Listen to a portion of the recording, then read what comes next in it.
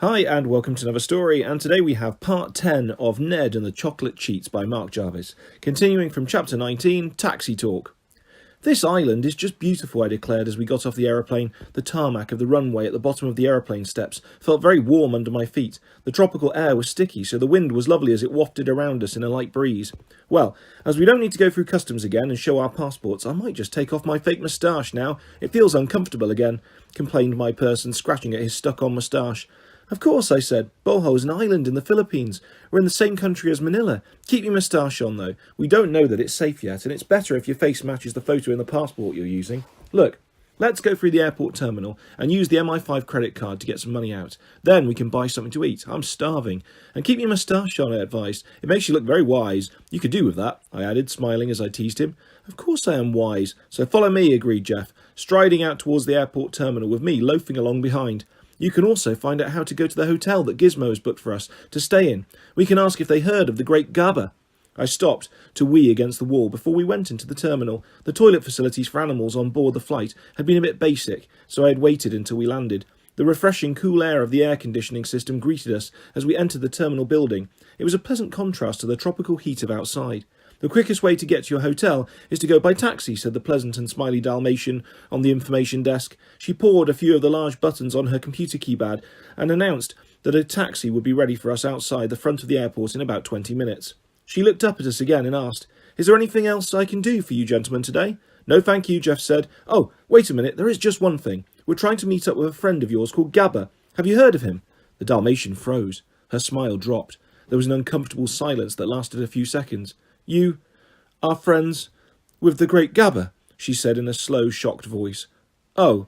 She quickly turned and jumped down from the desk. We heard her claws clattering on the floor, and she disappeared around the corner of the terminal hall. "That went well, then," I commented sarcastically, whilst I scratched at my collar. "Must be your wisdom and charm." "As well as can be expected, by the looks of it," he answered. "Come on, let's go out to the front of the building and wait for the taxi." After about half an hour, the battered old yellow taxi turned up and clattered to a halt in front of us.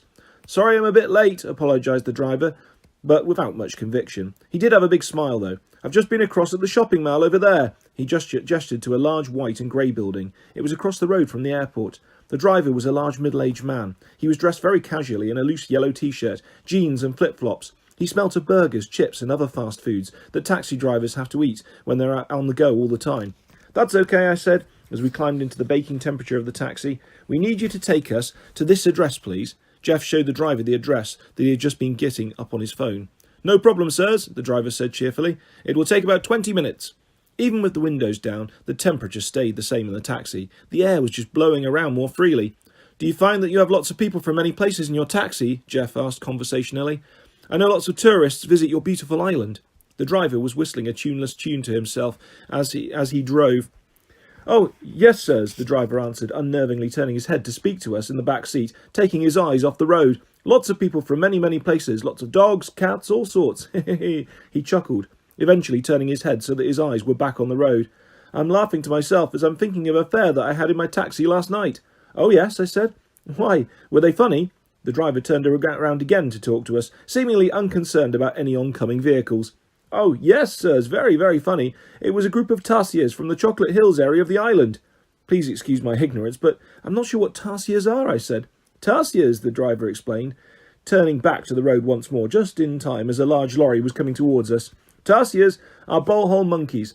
They are tiny, tiny creatures. They would fit in the palm of my hand." He demonstrated the size by showing us his palm, letting go of the steering wheel at the same time. "Well, I should not say they are monkeys. They are relatives of monkeys, I suppose. They are of the primate family. Yes, you know primates?" "Yes," I confirmed, "primates. They have very, very big eyes, very cute. Their eyes are bigger than their brains. They cannot turn their eyes. Instead, they must turn their head. Long, strong fingers, though. Like I said, very, very cute." "I bet the tourists love them," I said. "Oh, yes," he answered. "Many tourists come just for the tarsier and to see the chocolate hills, of course." "Oh," Jeff said, "I bet people just want to take the tarsiers home with them, if they're that cute," he joked. "Well, that is the problem," shouted out the driver, now becoming very animated and taking both hands off the wheel. "That is why the tarsiers are now a protected species and have their own tarsier sanctuary. There are not the same animal rights and laws as you have in Britain. Do you know what happens to a tarsier if he is taken away from his beloved bohol?" he asked, now not paying any attention to driving at all, turning around to face us and kneeling up in his seat.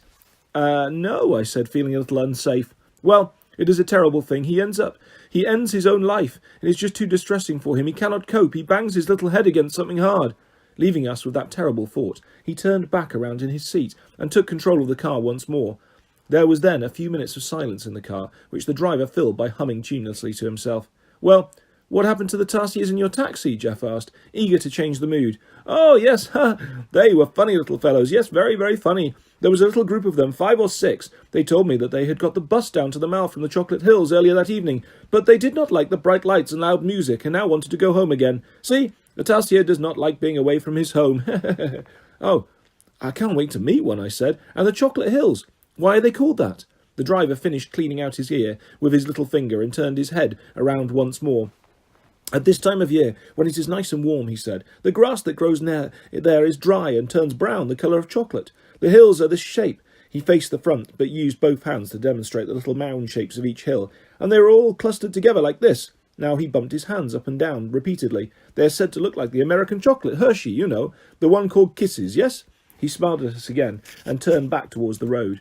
I said I got the idea and thanked him for the information. He said that we were approaching the end of our journey, and indeed up ahead, clustering in amongst the tropical forest trees, were a group of white and wood-coloured buildings. The driver turned off the road towards them, and in less than a minute we were there. Now, you fellows, the jolly driver said, sticking his arm out of the window and brushing off his dusty old taxi, you are not here looking for the lost Japanese gold, are you? No, I replied, puzzled by his question. Why'd you ask that? Oh, it is nothing, he laughed. I ask all the visitors that. There are lots of tales about people through history, including the Japanese soldiers in World War II, hiding gold in the caves under the Chocolate Hills. The driver opened his taxi door with a loud creak and stuck a leg into the sunshine. And has any ever been found? Jeff asked. He opened the old doors, and we climbed out onto the dusty road. No, no, no, the driver laughed again. He took the money that Jeff offered to him and stuffed it into his trouser pocket. But that hasn't stopped many people trying. Cave explorers and some such. It was just a good story. Some of the caves are sacred, special places to the local people. Special permission is needed to go there. Anyway, enjoy, Boho, he called as he jumped in properly and drove away in a cloud of dust. Once we had checked in at the reception desk, remembering to use our moustached passports to help avoid detection, and gone up to the hotel room, we both laid down on the large bed and let out a happy sigh. The fan on the ceiling above us swept around, pushing cool air down towards our recumbent, sweaty bodies. Well, Jeff was sweaty. Dogs don't sweat. I just stuck out my tongue and panted. The shutters opened onto a large balcony, and the intense green view of the tropical rainforest was perfectly framed by the clean white surround of the wooden slatted walls. Our rest was, of course, short-lived. What ho, chaps, said the man behind the newspaper on the video call that spoilt our rest. We both sat on the edge of the bed to talk to him, although we could still only see his gloved hands holding the newspaper and the top of his hat. We could also read the front page headline of the newspaper. He changed the newspaper regularly to complete his disguise. It said, "Chocolate robbery, still a mystery." The subheading said, "Cheap Chocky Yum becomes the snack of choice." I see that you two are reading the headlines in the paper, he said. We looked at each other and mouthed silently. How does he know that? Well, what do you think of that, eh? Nasty business for you in Hong Kong. That cat was a trained assassin, a ninja. You chaps were lucky to escape, but I knew you were up to the job. Now, the faster you find Gabba and put a stop to this nonsense, then the sooner everything can get back to normal. So, what are you doing about it? We told him everything that we had discovered, from the beagle at Manila Airport and the reaction of the Dalmatian when we landed in Bohol to the information from the taxi driver. You're no closer to Gabba, though, are you? So, enough lying around on your bed. Get out and find him, before the entire population of Britain has forgotten what real chocolate tastes like. They will all be addicted to the Chocky Yum soon. We both looked at it up as he broke the connection, and Jeff bent down to brush all the hairs that I had left on the bed off onto the floor. I really don't know where to start now that we are here, admitted Jeff, sounding puzzled. Lots of people know about Gabba, it seems, but they don't know where we can find him. I know what will cheer us up, and perhaps give us a bit of a thinking time, I suggested. Let's go up to the Chocolate Hills, and maybe stop off on the way to see some little tarsier monkeys. I'd love to see one while we're here. Good idea, Ned. I'll ask at the hotel reception about how we do that. By the way, did you notice we're both still wearing our false moustaches? I'm getting quite used to mine now. I turned to look at myself in the mirror on the wall. I did look quite dashing, if I say so myself. Chapter 20. Magic Secrets. Dinky stood beside the cave entrance and waited patiently for the rest of his gang to arrive. They had all arrived to meet here, but Dinky had come a little earlier, as he wanted time to be alone for a while. There were many caves under the Chocolate Hills, and some were being explored by tourists and cave explorers. The caves varied in size, from quite small to large and impressive. They were formed when the water that passes through the limestone of the hills cuts out caverns and tunnels of different sizes, leaving little springs and rivers. But this cave was different. It was certainly not the grandest, but it contained something very special. This was the whole reason that Dinky thought he should be called the Great Gabber. Dinky had inherited this title from his father, really, but the reason was that he was the guardian of magic.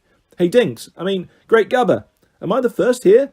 The first of the gang to arrive pulled himself out of the undergrowth and made his way over to Dinky at the cave mouth. Yes, the others will be here in a minute. They have just sent me a text to say they're on their way. What would we do without our mobile phones, eh? Dinky gestured to his phone, which was lying beside him and was nearly as big as himself. Soon the others appeared, dragging their mobile phones along as they went. Careful with those phones, please, said Dinky. They are not easy to come by, remember. Tourists are really careful with them, and they are hard to steal. Sorry, boss, apologised Tarsier, whilst trying to stand his phone upright. Are we ready to get started then? Yes, I'm ready when you are. Come on, let's go inside. Cocoa doesn't last forever, you know. The little gang got ready to carefully make their way over the loose rocks to the cave mouth. Their large nocturnal eyes quickly adjusted to the light in the gloomy interior. In silence, they followed Dinky in single file, those with mobile phones holding them carefully with long string fingers deeper down into the cave system. After making their way along the treacherous, narrow, twisting passage that led down underground, they reached a small domed cavern. Here, a little spring bubbled and gurgled. Beside the spring was a large pile of cocoa pods. They had all been freshly brought down by the Tarsiers over the last few days. Those with phones put them down carefully in a pile, away from the trickling water. They would take the cocoa pods from the plantations where they were grown and carry them through the forest to the secret cave. The Tarsiers then took them down safely into the cave system, all without being seen by the increasingly abundant army of tourists. Dinky's gang found that these phones were vital to coordinate their operations. The process was ready to begin. Dinky's father had been taught this special secret, and it was taught to him by his father, and by his father before him. The secret had been passed down through all the male heirs of the family for generations. It hadn't been his dad's time to go, Dinky thought. The older Tarsier would still have had so much more to tell him. Dinky was forced to find it out for himself, through trial and error, and that was why he had shared this burden with his close friends, his gang. He had needed lots of help. Dinky had spread the Great Gabber myth, a story that his grandmother had told him. It was a traditional island tale. He wanted to try to further protect his secret from those that became too nosy.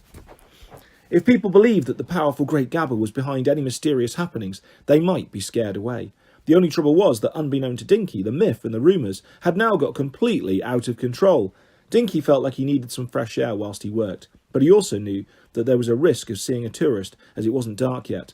The risk was small now that it was evening. Most of the visitors would be making their way back to their hotels. Outside the cave entrance, Dinky and his gang stretched in the fading light. They congratulated each other on the task they had completed. Now was the time for the magic to happen. Shh, cautioned Dinky. They all listened. It was the telltale crunch of visitors' footsteps coming up the hill towards them. Not a sound, Dinky whispered. You're all quite camouflaged, especially in this low light, so just move quietly into the undergrowth and freeze. The gang did as they were asked. Once they all understood the danger, the little clearing by the cave mouth became quiet again. Dinky heard a voice talking loudly. Ah, I wanted to see a Tarsier. Well, said a different voice, we've seen the Chocolate Hills today, and we'll just have to go to the sanctuary tomorrow. He took a careful peek and saw a person and a small dog walk up towards the little clearing. The light was beginning to fade. The person threw his jacket down onto the floor to sit down on, and the dog sat next to him. Dinky noticed that the person's phone was sticking out of a jacket pocket. The dog laughed and said, Think about how much we've been using phones on this trip. What we would have done without them. Dinky saw them looking at the setting sun that was now very low on the horizon. It was casting everything in a warm orange light. The shadows lengthened. In some places they were already turning from twilight dusky brown to dark black. It's beautiful, the person exclaimed. I totally agree, the dog said, but it's really not over yet. We're no nearer to finding out about what this chocolate thing is all about. The criminal gang are still on the run, and we haven't found the Great Gabber. Dinky took a sharp intake of breath. Gabber. Despite the danger, Dinky couldn't resist the mobile phone which was poking out of the jacket spread out on the floor. It looked like a good phone, too. He was hidden in the shadows, but could see the glinting eyes of Tarsiers across the clearing. The eyes were looking at him, and he had their attention. Then Dinky pointed at the protruding mobile phone and received the thumbs-up response from his friends. They were all ready. He made his move. Dinky quietly twisted off a small bunch of berries from the tree next to him, choosing his moment. First, stretching his little arm backwards, he launched the bunch high into the air, aiming for them to land just in front of the tourists. The falling berries would distract them whilst the gang made their move on the protruding phone. That was the plan, anyway. And that is where we will leave part 10 of Ned and the Chocolate Cheats. I'll be back soon with the next part of this story and lots more stories and videos coming your way. If you'd like to subscribe or hit a like, that's always much appreciated, guys. Thanks for listening. Goodbye.